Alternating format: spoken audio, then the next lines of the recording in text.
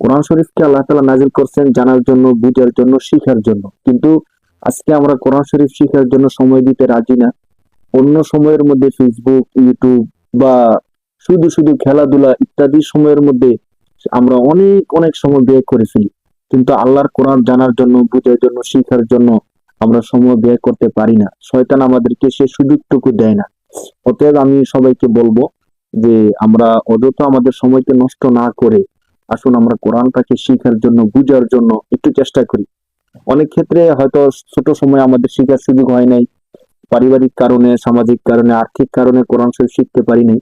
কিন্তু এখন যদি আমরা সময়টাকে কাজে লাগাই, মনোযোগ সহকারে আমরা এখন দরজগুলো শুনি, আমরা এতটা সহজে আমাদের এই দরজগুলো দেওয়ার চেষ্টা করব যাতে করে এমন ব্যক্তি যে কখনো কোনো দিন আরবি পড়ে নাই, দেখে নাই, শিখে নাই, ওই ব্যক্তিও বুঝতে পারবে। আর যারা কিছু কিছু পড়ছেন তারা তো অবশ্যই ভালো বুঝবে। আর যারা কোরআন শরীফের তর্জমা সম্পর্কে জানেন বা কোরআন শরীফের সম্পর্কে আইডিয়া আছে তাদের জন্য আর অনেক বেশি হেল্পফুল হবে বিষয়টি বুঝার জন্য।